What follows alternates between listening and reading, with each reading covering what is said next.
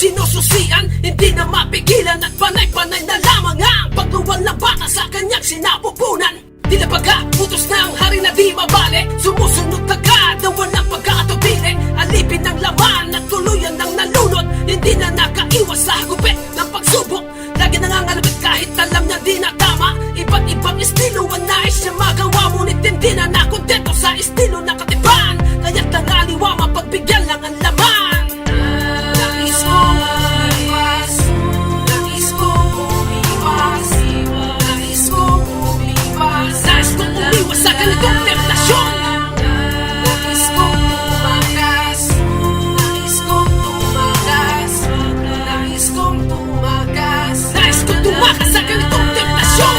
Tropa ng mga lalaki, nakapalda, naghahanap ng isang matulis na sandata, napapasok sa ilaliman ng mga pagitan. Nagkababuyan ha, pero wag ka. Mga batangatan ng talo-talong biktima, basahan man o kusa na sumama sa kung saan lugar at doon ay ipupulgar. Isasampulat ang init ng laman na akala mo'y sinisilban sa ilalim ng kalan. Para rausin ang init ng katauhan, ilan na namang kabataan ang isusunod sa bilang na makamundong gawain ng mga tauhan ni Eva na malunukso at mga akay sa rehas ng laman na mahirap kumampay. Parang gutom na tigre at galit na rebelde, takam na takam sa isang kapirasong karne. Ito naman ang istorya ng isang magandang dalaga, hindi na makatulog kapag walang katabi sa kama. Serbisyo ng iba't ibang lalaki ang katapat gabi-gabi. Nais magkatikim ng ibang putahe, hindi na namalayan na umabot ng sutulan. Lumiliyap na parang apoy na di na mapigilan. Ang tawag ng temptasyon maging sa hapon, umagang gabi walang pagkakaiba sa kahapon. Kapag kumiral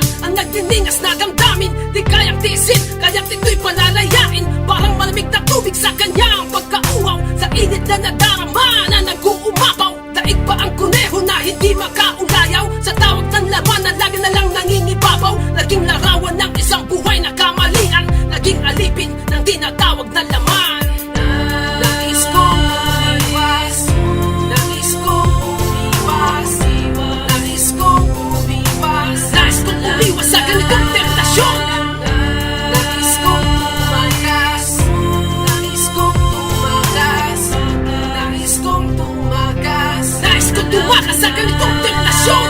Sa apat na sulok ng silid ng isang estudyante, nagkukulong parati dahil sa isang baluarte na nakasanayan. Pagkagaling sa eskwelahan, manonood ng isang eksena kahalayan. Pagkatapos ay pagkakawala ng tawag ng laman at tukso ng demonyo mahirap ng paglabanan. Ipinatupad kaya't sa sahig ngayon ay sumadsad sa ganang katas sa pagsisikap ni Mariang Palad. Kukurang-kurang ngunit mahilig pa rin, huli na sa akto ngunit ayaw pa rin umamin sa masamang gawain na kapitbahay ay silipin. Tila galit na aso na di kayang paamuhin. Pelikulang hubad at babasahin na nagsikalat, di pa nakakaunat yun na agad ang unang hawak. Tamaan man ang kidlat, ito'y patuloy sapagkat temptasyon ng dugong nag-iinit ang ugat. Ama ng tahanan na naturingan itong si Ben, ngunit napagtripa ng anak niyang birhen. Nagpapakasasa kapag walang ina ng bata, sinasagwa ang bagamundong pagkakasala. Hindi na namili ng lugar na patitirikan ng alagang amnis, maging anak ay pinatulan.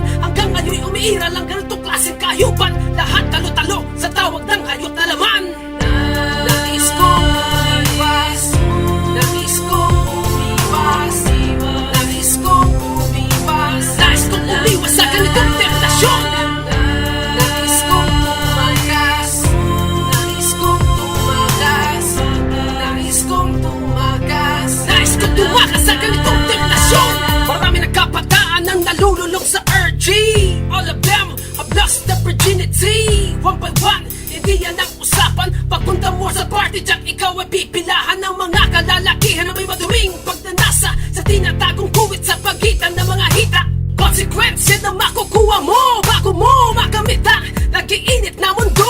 Sama-sama, lahat kayo sa isang kama, kahit ilang lalaki, babae na gustong mapasa ilalim sa tawag ng laman na mainit. Kahit sino ba ang gustong makatalik, tuluyan nang nasira ang paggalang sa sarili. Tingnan ang salamin at bigkasin ang masasabi sa iyong katawang lupa na gamit na ng iba.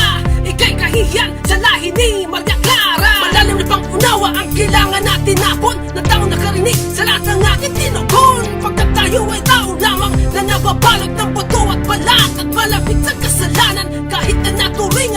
ang isang tao maaring bumigay kapag lumapit ang tukso.